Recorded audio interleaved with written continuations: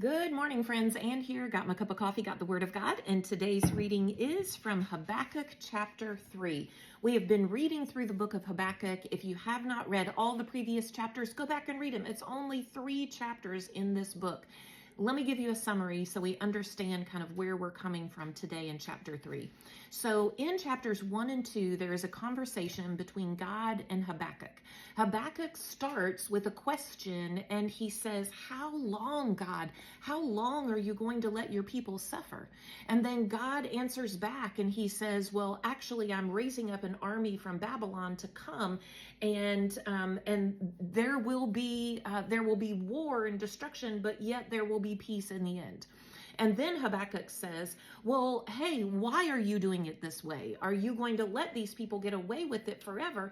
And God answers back and he says, "No, I'm faithful. I will bring to pass what I have promised for my people." And then in the 3rd chapter, Habakkuk is giving a prayer. After this conversation that he has with God, where he brings his concerns and his complaints and his laments to God, and God answers, then Habakkuk begins to pray. And I want to read for you the very end of chapter 3, verses 17 through 19, because it is a beautiful prayer that I think you and I can repeat in our lives as well. It says this in 17. "Even though the fig trees have no blossoms and there are no grapes on the vines, even though the olive crop fails and the fields lie empty and barren, even though the flocks die in the fields and the cattle barns are empty, yet I will rejoice in the Lord. I will be joyful in the God of my salvation. The sovereign Lord is my strength. He makes me as sure-footed as a deer, able to tread upon the heights."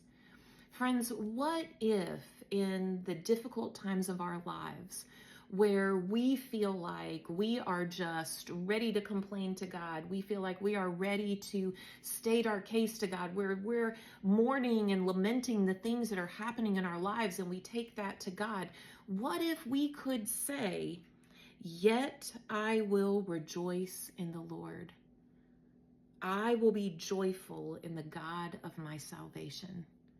Friends, I want you to know that no matter where you are in your life, no matter what's going on, no matter what trouble you have all around you, you can make the choice to rejoice, just like Habakkuk did here. So friends, what will you choose today? Will you choose to sit in this state of complaining and mourning, or will you choose to be reminded that God is your refuge? He is your strength. He is the one who has promised to be with you and fulfill his promises.